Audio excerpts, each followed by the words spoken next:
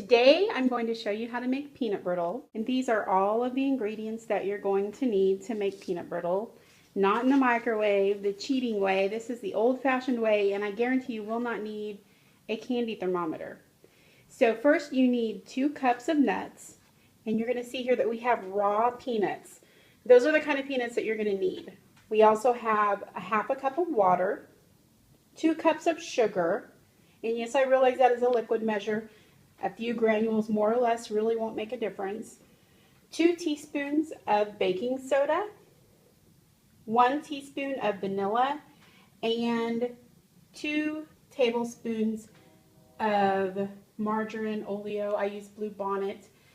Also a cup of corn syrup.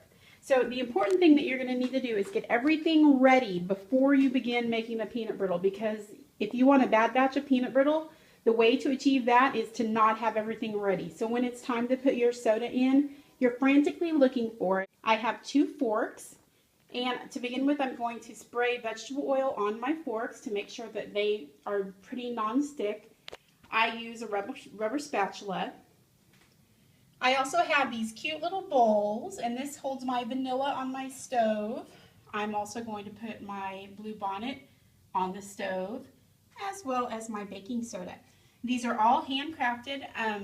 My kids and I took a pottery class, and I actually made this one that the Blue Bonnet is in. This little guy here was made by my son Logan, and this one here was made by my daughter Sarah. They have their cute little, I don't need that, Logan. So they have their cute little name on the bottom. Class, I definitely recommend it. We took ours from Phoenix. So if you're interested in taking a pottery class, I definitely recommend it. We took ours from Phoenix Art in Joplin, Missouri, and great people over there. Here we are back in the kitchen, and I have filled a large cast iron skillet with my water, which was half a cup of water. I'm going to pour in 1 cup of the light corn syrup. And I will get the rest of that in as soon as I will scrape the sides of that. And then I am also going to pour in my 2 cups of just white sugar. I've got my stove set on a medium heat. I'm using an electric stove. My pan, I just received a larger peanut brittle pan just the other day from my mother-in-law. It's not quite as seasoned as my old one, but it is much larger, and I can make a full batch versus just half of a batch. So the key is, peanut brittle takes a long time to cook, so we are just going to kind of let this sit in the pan and simmer down until we're ready to add our next ingredient. So we're back with our peanut brittle, and it's been on the stove for about 10 minutes now here in our cast iron skillet, and you can kind of notice a change. We've got our sugar, our light corn syrup, and our water here in our skillet, and you're going to notice that it's kind of starting to turn a little bit opaque. There are a few more bubbles than there were earlier, and it kind of has this neat consistency to it. It's just something that you kind of have to feel. It's starting to get a little more thick, and you can feel the sugar being less granulated in the batter. Now when we start to begin to check our peanut brittle to see if it's ready to add the next ingredients, we're going to wait for it to thread. And we do this by dipping our rubber spatula into the pan, and when we pull it out, we're looking at that stream that's dripping back in the pan. And if you notice, I kind of have it at an angle to where that corner is pointed down towards the pan. And you can see it start to drip. Now, you don't want to stop cooking the peanut brittle at this point because it is not ready. We're looking for a very specific thing to start happening. You can kind of start to see it boiling in the pan now. There's a lot of bubbles, and we're just going to continue just to give it a few stirs here and there, just to kind of disperse the heat a little bit better through the peanut brittle. And we're going to keep checking it. And what we're looking for is we're looking for it to start to thread. Now, if you've never made peanut brittle before, you're probably wondering what I'm talking about. But there will be a small thread-like feature that's going to come off of that. And as soon as we get it, I will show you exactly what that looks like. Okay, we are getting very close. We've had our brittle on the stovetop for about 22 minutes now. I have my vanilla and my butter ready to go into the pan. And behind it I have my baking soda, which I'm not quite ready for, but I will be just very shortly. So right now I'm going to test it again, and I've got this dripping off the end of my spatula, and right now it's just a drip. But we're hoping to see what we call a thread. And it's a long flyaway. I don't know if you can see it or not, but we've got a really long flyaway thread there. It is just whipping in the wind. That's what we call threading. It's going to be really long. And what it is that the stream gets so tiny that by the time it dries, it starts to turn into a hard candy. And it's just waving in the wind there. It's a full strip. So it's time now to go ahead and put our oleo into the pan. So we're going to come over here and get our butter. We have 2 tablespoons of margarine, and I've got our vanilla here all ready to go in, and 1 teaspoon of vanilla. And we're going to start just stirring this around. You're going to start to see the color change in the brittle.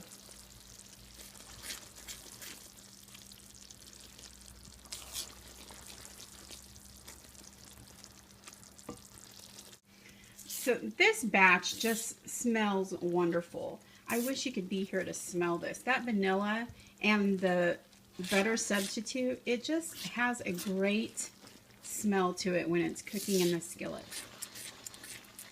Now, this portion of the cooking, it's already been cooking for about 3 or 4 minutes. It's more of a feel than it is science. You could use a thermometer, but I just don't think you need to. If you like that beautiful golden color of peanut brittle, and I've got a piece right here that I made last week. It's just a beautiful color. It's kind of an amber color. It's just gorgeous. And it tastes amazing. Probably one of the best batches I've ever made. But if you want to get that color, this is the point where you cannot skimp the cooking time. It's the cooking that gives it that beautiful color. So we want to cook that butter and that butter substitute and our vanilla into the sugar to get that beautiful color. I am so thankful that I did not rush myself. I think this is just going to be a great batch of peanut brittle. You can see the changes that are, see if you look right up here on my spatula, it's just a beautiful color. When I stir it, that's what I was talking about. As I'm stirring, it's really separating. This is so thick.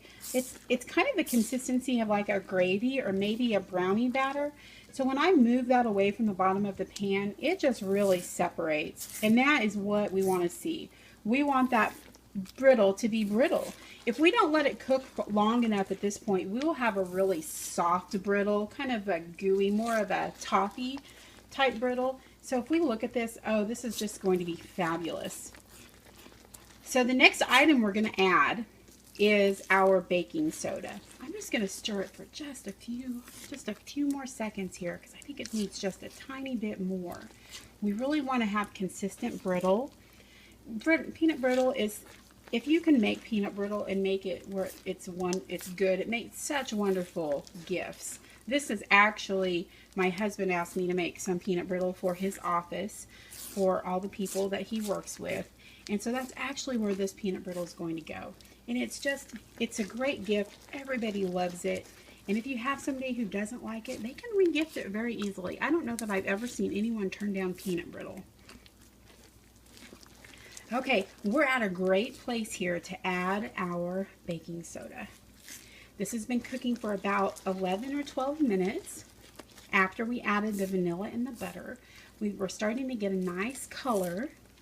After we add our baking soda, we're even going to get a nicer color. My arm's getting really tired of stirring. I can't make a lot of peanut brittle because my arm gets tired, but this is going to be a great batch. So we're going to come here and get my baking soda. We're going to add 2 teaspoons full. Now what's going to happen here is is amazing. It's like magic, really. When I start to stir this, it is just going to just really puff up.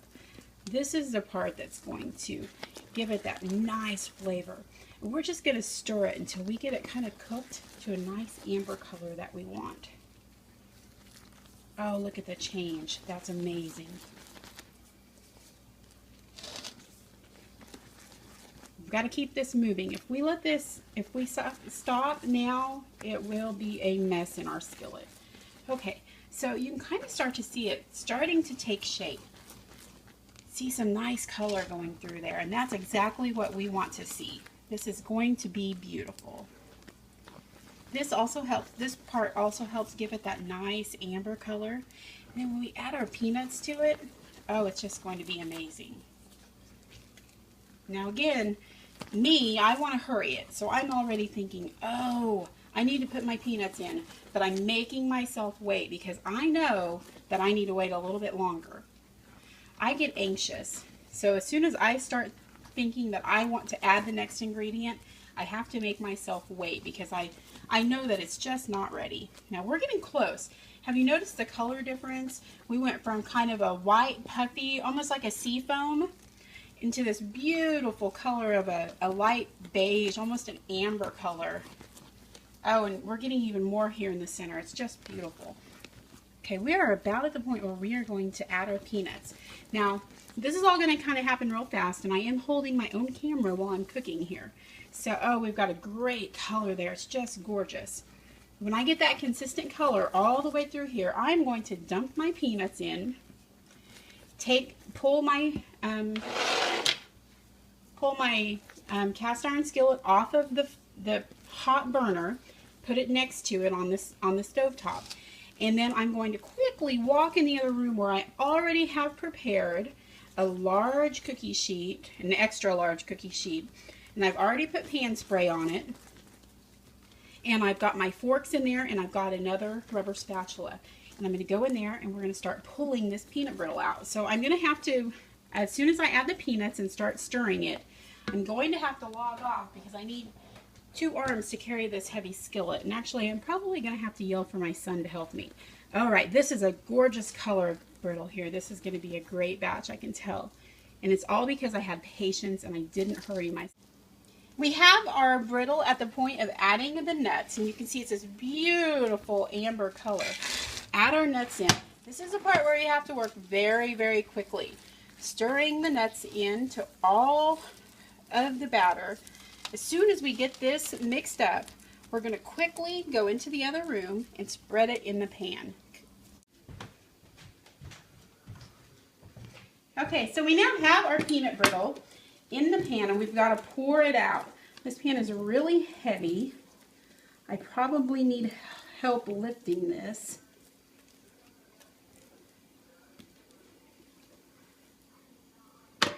Okay, so we've got it all out here, and immediately we're going to start kind of spreading it out with our hand. It's going to get hard very quickly. This is the part that we call pulling the peanut brittle. It just doesn't, some people think that you pour it in the pan and it spreads all out nicely, but this is actually a really important step. As it cools, you're not going to be able to pull it anymore. So we're going to start pulling like tiny pieces off of the sides. I'm kind of working frantically. This is much easier if you have 2 people pulling, but my other puller is running the camera right now so that I have 2 hands. Just kind of pull it out.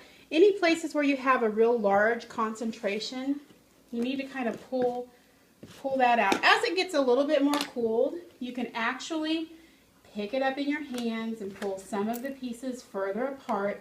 It is very hot, so be very, very careful. But you're really just wanting to get those all pulled out so that they can cool in a nice.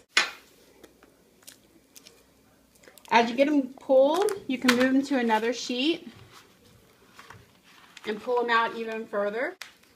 And the goal is to just have a nice mixture of thick pieces versus thin pieces.